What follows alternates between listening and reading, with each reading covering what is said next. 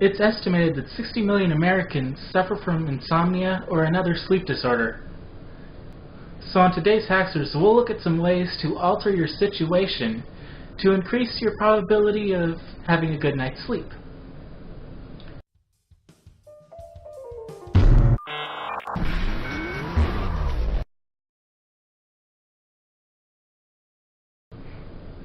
The first thing you have to think of is there's the sleep cycle.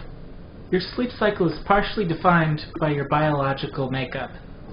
So it's likely that there's a genetic aspect, and it's even possible that your mother could actually be responsible for your sleep problems, because your mother actually passes on two sets of DNA to you, in a sense, because there's her human DNA and her mitochondrial DNA. Most scientists think that mitochondrial DNA is, in a sense, programmed during pregnancy, so her actions possibly could affect your sleep cycle in the future. There's not really any specific evidence that this is true, but it's plausible, and there's not really any idea of exactly how she would affect it. So this isn't go blame your mother because you can't sleep. This is just a note in case you're a mother. You might want to think about what you're doing, because you can affect your child's future in ways that they cannot ever control. DNA is a really cool thing.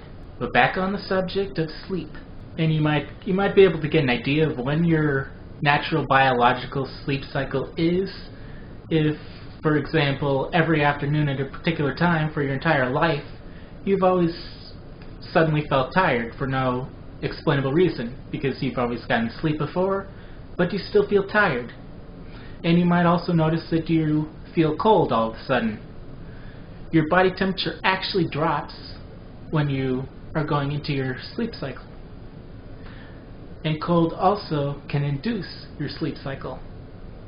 Another aspect that defines your sleep cycle is your behavior.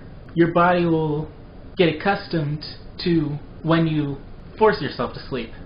And it's ideal if you can get the two cycles to kind of mesh, but not everyone has that luxury. Some people just have a sleep cycle at noon, and there's not really anything they can do about it. That's their unchangeable sleep cycle. But their behavioral sleep cycle can actually change.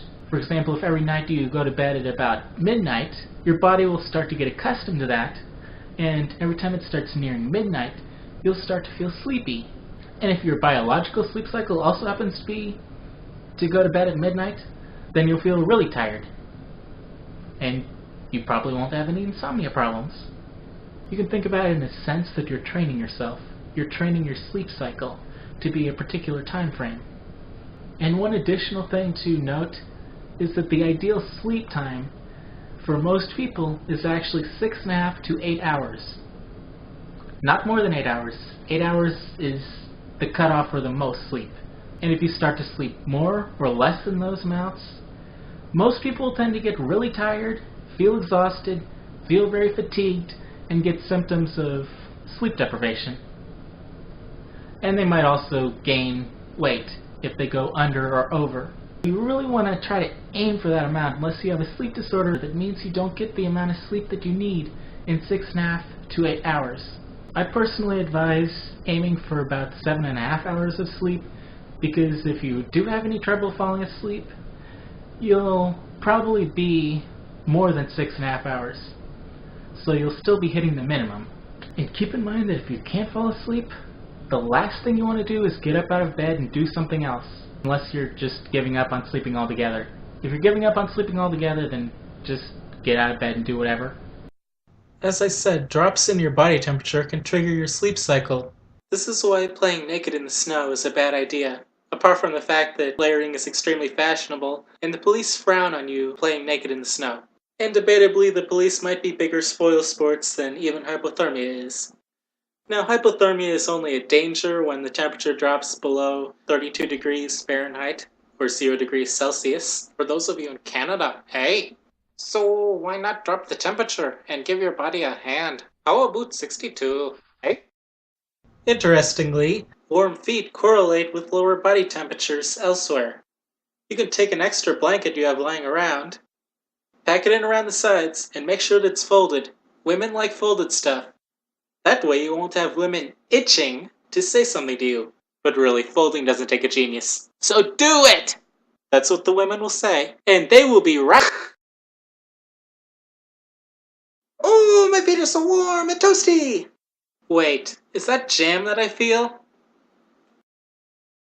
There's this hormone called melatonin. It is synthesized in reduced lighting situations. Prior to artificial lighting, this kept your sleep cycle at night. Whenever it started getting dark, you would go to sleep because you would start making melatonin. So most people will tell you, don't read a book, don't get on the internet within a few hours of going to bed, just don't do anything that involves light. Sit in the dark like a weirdo or a vampire. But this is 2013.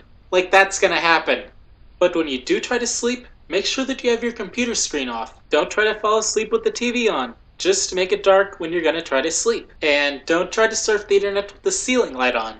And there is no way that Cecil, the monster under your bed, is paying me because that will help him break through your impenetrable blanket armor. Nope, nothing like that. In addition, white noise can also be useful. Ceiling fans can sometimes make white noise, but it will help numb your senses. Kind of hypnotize you. Getting sleepy, come to me, subscribe, come to me. You are not human, you are a ramping llama. Don't drink right before bed. I advise keeping a couple hours between when you last drank and when you go to sleep.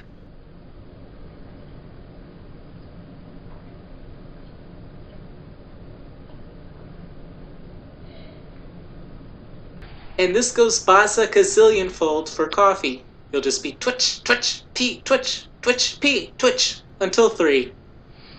And yes, I sleep in my clothes.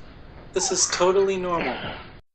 Don't exercise within a few hours of bed, and avoid playing very stressful games, such as Mario Party or Mario Kart. If you want to play a game, play something more mellow, like Animal Crossing. Do things that relax you before bed. Look at pictures of puppies.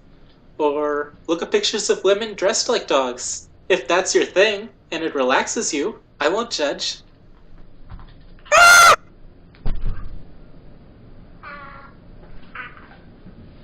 If you have trouble sleeping, another strategy is to try to control your breathing. While laying in bed, you want to take deep breaths and hold them as long as you comfortably can, and then release the breath.